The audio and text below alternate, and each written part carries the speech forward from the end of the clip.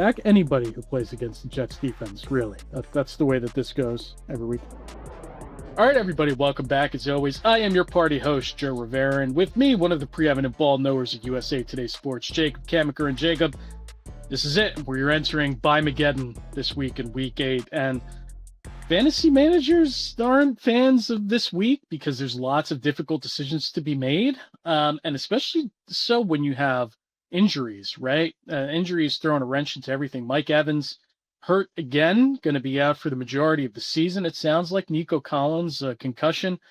So we need you, Jacob. We need you. Help us, Jacob Juan Kenobi. You're our only hope. Jacob Juan Kamaker. I mean, we'll figure it out. We'll workshop it. But tell us, Jacob, what are your thoughts on bye-mageddon overall?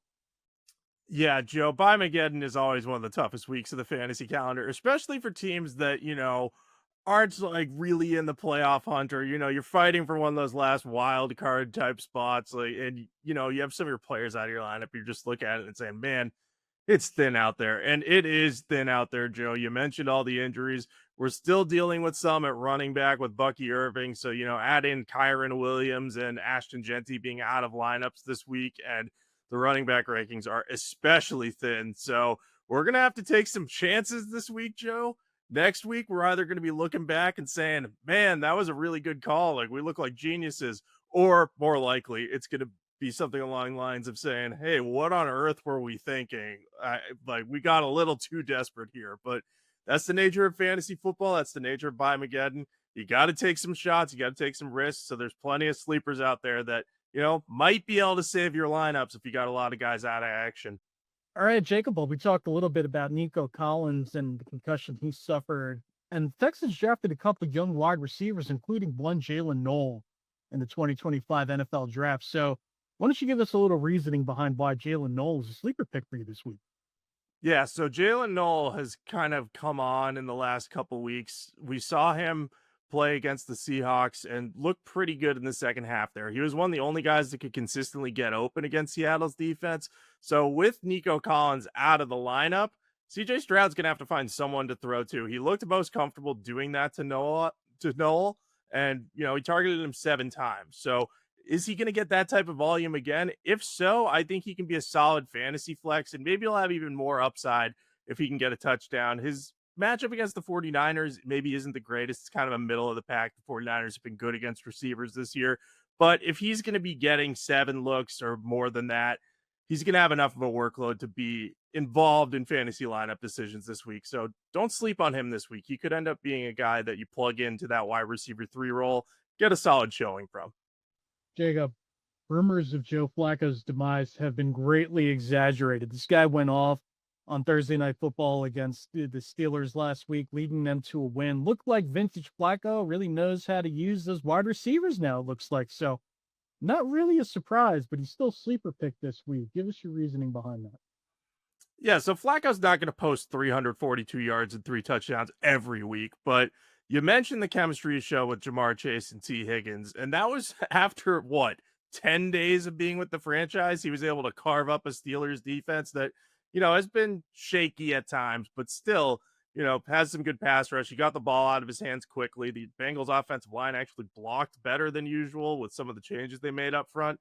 So all that's kind of pointing toward Flacco being a high volume passer with a couple of high end receiving weapons.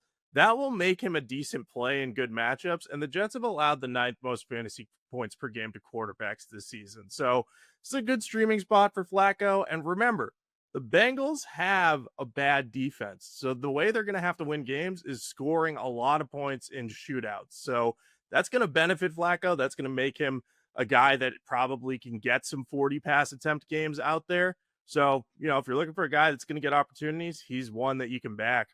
Back anybody who plays against the Jets defense, really. That's the way that this goes every week. All right, Jacob, there are fantasy managers who are lucky enough to roster Bijan Robinson, but it's another Falcons running back who's on your sleeper picks this week. Give us your reasoning behind Tyler Algier. Yeah, so Algier's working behind Bijan Robinson, but he's still averaging 10 touches per game. So, the Falcons are going to be looking for opportunities to get Robinson a little bit of rest, and that might happen against this Dolphins defense that has been terrible against the run. They've allowed a league high 899 rushing yards to the running back position. So Robinson is going to get his carries and do damage. But if this turns into a lopsided blowout like it could, Algier is going to, get more of an equal workload, probably more carries in the second half. And he'll have a chance to rip off some big plays and pound his way into the end zone. We've seen him have some nice runs this year. There's one like 22-yard touchdown run he had. I can't remember who it was against, but it's sticking out in my head. So, in a weak matchup, you might only need 10 touches to get 80 yards and a touchdown. And all of a sudden, in a week where 6 teams are on bye, he could end up being a top 20 running back with relative ease. And let's stick in the NFC South, Jake. I mean, not a lot has gone right for the Saints this year. You got a pretty sexy pick here for a sleeper pick. So why don't you give the folks at home a little taste of who's this Saints running back that you got for sleeper this week? Okay, so I have written in my notes here that this is the ultimate dart throw, but Devin Neal from the Saints, he's a rookie running back out of Kansas. I think he's going to be stepping into a bigger role this week. The Saints lost Kendre Miller to a torn ACL. He's out for the season. They have Alvin Kamara entrenched as that lead back, but he's in his 30s now, and you don't want to give him 25 touches a game anymore. They're going to want to mix in someone else. Now, could that someone else be Taysom Hill, Joe? It's well within reason that if they get into the red zone, he might steal some carries here. But I think it's more likely the Saints are going to want to see what they have in Neal. And, if he can get close to the 8.5 touches per game that Kendre Miller was getting, he might end up finding a way to, post low-end flex production. Now, this is more of a desperate play for fantasy owners, and he's probably more of a stash pickup. But hey, the Buccaneers have allowed a league high 431 receiving yards to running backs. If Devin Neal can show off his pass catching skills, he had 77 catches over 4 years at Kansas. He might have a chance to be a surprise fantasy contributor this week. So don't sleep on him entirely. Maybe don't put him in your lineup if you're good at running back. But if you're desperate, like I am in multiple leagues, Devin Neal is very much on the radar of being a guy you might just plug in and say, hey, let's see what this dude can do. Repeat after me, Jacob. No risk it, no biscuit. No risk it, no biscuit.